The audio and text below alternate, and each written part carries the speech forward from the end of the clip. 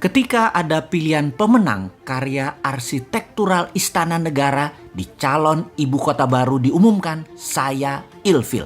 Maaf ya, asli saya hilang feeling. Ilfil bukan pematung atau perupa yang karyanya luar biasa tersebut yang membuat saya ilfil, namun lebih karena keilmuan arsitektural ruang, bangunan, tata kota yang bablas gak berkarakter itu yang saya lebih melihatnya tidak keren. Mungkin ilmu saya rendah, jauh lebih rendah dari si pemilih yang memenangkan karya perupa legendaris tersebut. Tapi dalam hati saya berkata, toh nanti kalau Newmind menjabat, ibu kota baru nggak akan jadi kenyataan dan pindah ke Penajam tersebut.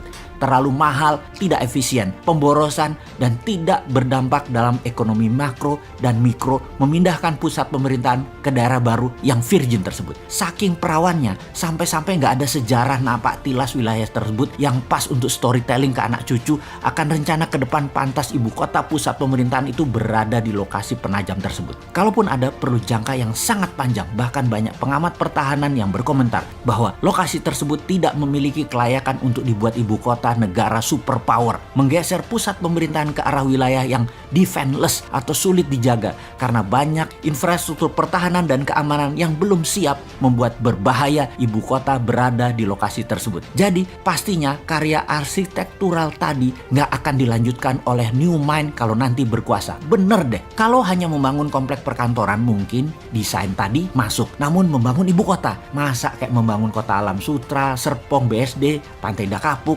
gitu sih modelnya. Membangun pusat pemerintahan itu membangun Wakandanya Black Panther. Sekali lagi, Black Panther ya, bukan Blackpink. Bener deh, kalau Newmind pusat pemerintahan tetap di utara Jakarta, bekas tanah reklamasi. Sekalian buat benteng laut utara Jakarta. 5.000 hektar itu New Wakanda. Full teknologi, full digital, paperless, kontrol satelit, telekomunikasi jalur baru, e-rupiah, digital aset, dan banyak lagi ke depannya yang dunia pemerintahan butuhkan. The real e-government. Masa membangun ibu kota di abad 21 kayak membangun properti perumahan gitu sih? Hanya casing doang.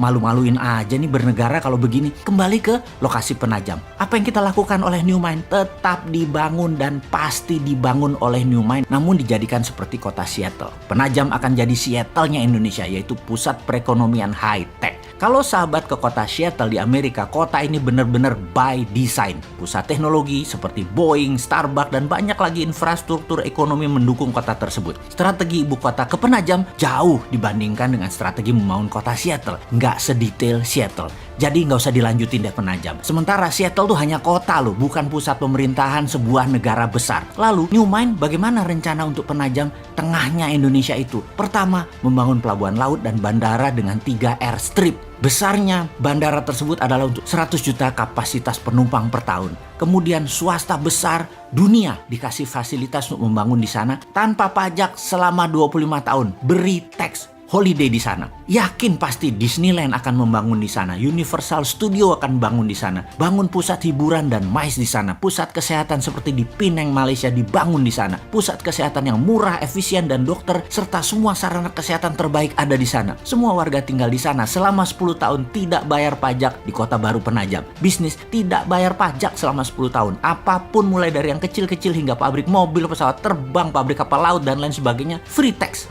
Berlaku e-rupiah di Penajam dan pendanaan lewat SWF e-rupiah printing money di Penajam. 2.000 triliun dibanjiri di Penajam dengan e-rupiah setiap tahunnya selama 15 tahun ke depan. Yakin pasti 2 juta populasi akan pindah dalam 5 tahun ini dan 10 juta populasi akan ada di 25 tahun dari sekarang. Indonesia di tahun 2045, Penajam adalah darlingnya Indonesia. Kemudian pusat pemerintahan di pulau reklamasi yang sekaligus membangun Great Giant Wall, dam laut untuk menahan banjir Jakarta serta pertahanan laut utara pusat pemerintahan tersebut. Di sana adalah e-government pertama di dunia dan e-rupiah pendanaannya. Aduh, jadi kangen masa depan. 2024 kok masih jauh ya.